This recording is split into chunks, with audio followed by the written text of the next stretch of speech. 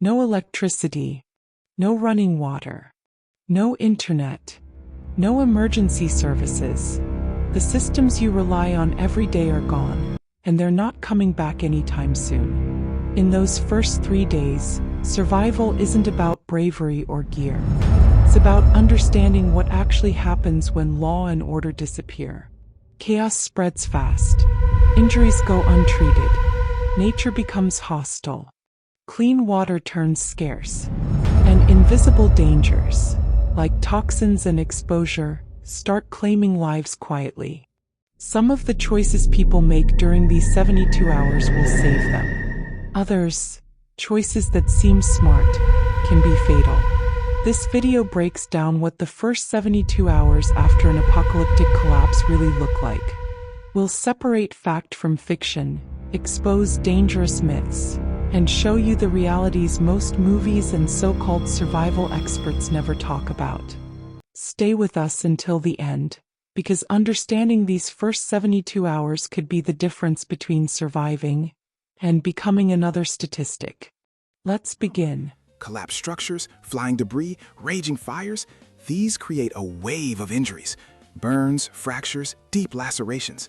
Without paramedics, hospitals, or even basic first aid, these wounds fester. A broken leg becomes a death sentence. As one disaster relief expert noted, most initial victims die from trauma, drowning, or burns, not from the infections that come later. That's a battle for another day, if you're lucky enough to see it. As we cross into the second day, the 24 to 48-hour mark, a new set of silent killers emerge. With infrastructure gone, so is your shelter. You are now exposed to the elements. In a cold climate, hypothermia can set in with terrifying speed, shutting your body down from the inside out. In a hotter region, it's heat stroke and severe dehydration. The 2022 heat waves in Spain saw a significant spike in deaths from exactly these causes, and that was with a functioning society. In a collapse, there are no emergency rooms with IV trips. There's just the relentless sky. At the same time, the veneer of society begins to crack. Desperation breeds violence.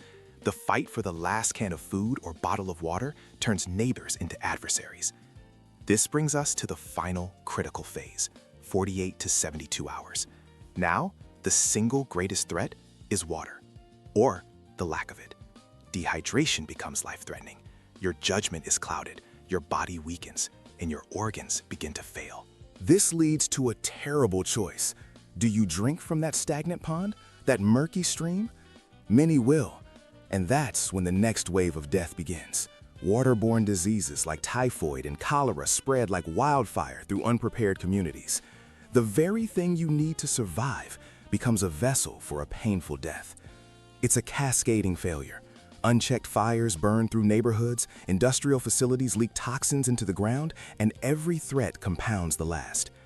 The first 72 hours after the world ends are not a sprint. They are a brutal triathlon of survival.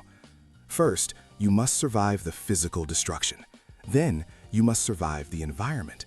And finally, you must survive your own biology. Understanding these risks, trauma, exposure, violence, and thirst, is the first and perhaps most important step. Because in a world turned upside down, the deadliest threat isn't the chaos you see, but the silence that follows.